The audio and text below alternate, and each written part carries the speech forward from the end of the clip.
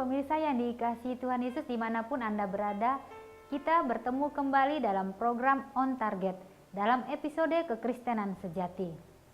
Hari ini kita akan membahas topik kasih karunia sejati. Saudara pemirsa yang dikasihi Tuhan, kasih karunia mempunyai dua arti khusus, yaitu pertama, kasih karunia merupakan anugerah atau kebaikan atau kemurahan Tuhan yang tidak layak kita terima. Dan kedua, kasih karunia juga mempunyai arti pemberdayaan dan kekuatan ilahi. Artinya, kasih karunia adalah suatu kuasa yang mengubah, memberdayakan, dan memberi kekuatan. Saudara pemirsa yang dikasihi Tuhan Yesus, di dalam 1 Petrus 5 ayat 12, Petrus menekankan tentang kasih karunia yang sejati dengan berkata, dengan perantaran Silwanus yang kuanggap sebagai seorang saudara yang dapat dipercayai, aku menulis dengan singkat kepada kamu untuk menasihati dan meyakinkan kamu bahwa ini adalah kasih karunia yang benar-benar dari Allah. Berdirilah dengan teguh di dalamnya.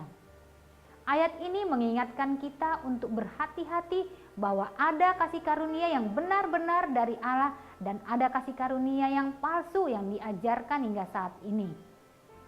Saudara pemirsa yang dikasihi Tuhan, demikian juga dapat kita lihat di dalam Yudas 1 ayat 4, di mana Yudas juga memperingatkan agar waspada terhadap orang-orang fasik yang telah menyusup ke dalam gereja dan menyalahgunakan kasih karunia Allah untuk melampiaskan hawa nafsu. Demikian juga dapat kita baca di dalam Titus 2 ayat 11 sampai 12.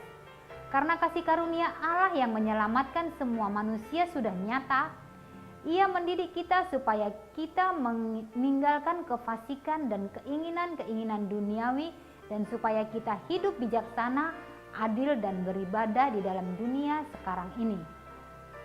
Kasih karunia sejati mengajarkan kita untuk menolak kefasikan dan hawa nafsu duniawi. Saudara pemirsa yang dikasihi Tuhan, kasih karunia tidak berarti membolehkan segala sesuatu. Dengan diberikannya kasih karunia, tidak berarti dosa diperbolehkan ataupun dimaklumi. Kasih karunia itu tidak berarti Allah memalingkan wajahnya dan berpura-pura tidak melihat dosa kita, atau karena mengetahui kelemahan kita dan Tuhan akan memaklumi ketidaktaatan kita. Saudara pemirsa yang dikasihi Tuhan Yesus, kasih karunia tidak pernah menghilangkan tanggung jawab kita untuk memelihara perintah-perintah Allah. Sebaiknya memberdayakan kita untuk mentaati semuanya itu. Saudara pemirsa yang dikasihi Tuhan, kita harus menyadari bahwa Allah memang mengampuni dosa-dosa kita dengan darah Yesus, tetapi Ia tidak menganggap enteng akan dosa-dosa kita. Sebaliknya, Dia menawarkan kuasa ilahi yang dinamakan kasih karunia, sehingga kita dapat dibebaskan dari cengkraman dosa dan kita dimampukan untuk melakukan kehendak Allah. Saudara pemirsa yang dikasihi Tuhan, kasih karunia mempunyai arti lebih dari sekedar kebaikan yang tidak layak kita terima. Seringkali dalam firman Tuhan, kasih karunia mempunyai arti pemberdayaan atau kuasa ilahi. Beberapa contoh dari firman Tuhan tentang kuasa kasih karunia yang mengubah dan memberdayakan antara lain, kita lihat bahwa kasih karunia merupakan kuasa untuk mengubah kita. Di dalam 1 Korintus 15 ayat 9 sampai 10, demikian firman Tuhan. Karena aku adalah yang paling hina dari semua rasul, bahkan tidak layak disebut rasul, sebab aku telah menganiaya jemaat Allah. Tetapi karena kasih karunia Allah, aku adalah sebagaimana aku ada sekarang, dan kasih karunia yang dianugerahkannya kepadaku tidak sia-sia. Sebaliknya aku telah bekerja lebih keras daripada mereka semua. Tetapi bukannya aku, melainkan kasih karunia Allah yang menyertai aku. Paulus yang pada mulanya telah menganiaya gereja Allah, berkata karena kasih karunia Allah yang mengubahkan hidupnya. Paulus menerima kasih karunia Allah yang mengubahkan hidupnya. Kalau Allah tidak memberikan kita kasih karunia-Nya, tidak ada satupun dalam hidup kita yang akan berubah. Saudara pemirsa yang dikasihi Tuhan Yesus, kasih karunia juga memberikan kita kuasa untuk melakukan kehendak Allah. Hal ini dapat kita lihat di dalam Roma 1 ayat 5. Demikian firman Tuhan. Dengan perantaraannya kami menerima kasih karunia dan jabatan rasul untuk menuntun semua bangsa, supaya mereka percaya dan taat kepada namanya. Kasih karunia juga memberi kita kuasa untuk menang atas dosa. Ini kita dapat lihat di dalam Roma 5 ayat 20 sampai 21. Demikian firman Tuhan, tetapi hukum Taurat ditambahkan supaya pelanggaran menjadi semakin banyak, dan di mana dosa bertambah banyak, di sana kasih karunia menjadi berlimpah-limpah. Supaya sama seperti dosa berkuasa dalam alam maut, demikian kasih karunia akan berkuasa oleh kebenaran untuk hidup kekal oleh Yesus Kristus Tuhan kita. Saudara pemirsa yang dikasihi Tuhan, dalam ayat ini artinya bukan kita bebas untuk berbuat dosa, tetapi oleh karena kasih karunia kita dimampukan untuk taat kepada firman Tuhan. Sebelum kasih karunia datang melalui Yesus Kristus, umat Allah telah memiliki hukum Taurat. Namun umat Allah hanya memiliki sedikit kuasa untuk melakukannya. Sekarang kasih karunia telah diberikan. Jadi kita memiliki kuasa yang sudah tersedia untuk melaksanakan tuntunan hukum-hukumnya.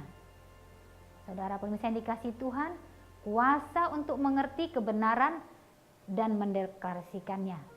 Ini juga merupakan suatu kasih karunia.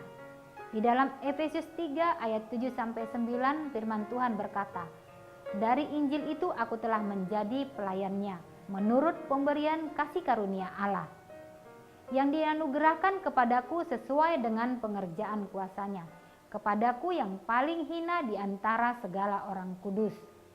Telah dianugerahkan kasih karunia ini untuk memberitakan kepada orang-orang bukan Yahudi kekayaan Kristus yang tidak terduga itu dan untuk menyatakan apa isinya." Tugas penyelenggaraan rahasia yang telah berabad-abad tersembunyi dalam Allah yang menciptakan segala sesuatu. Saudara pemirsa yang dikasihi Tuhan, luar biasa ayat ini menyatakan betapa besar kasih karunia yang dianugerahkan kepada kita.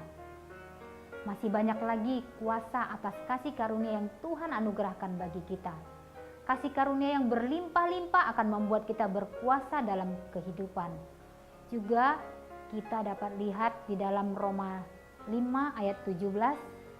Demikian firman Tuhan berkata, "Sebab jika oleh dosa satu orang maut telah berkuasa atas satu orang itu, maka lebih benar lagi mereka yang telah menerima kelimpahan kasih karunia dan anugerah kebenaran akan hidup dan berkuasa oleh karena satu orang itu, yaitu Yesus Kristus."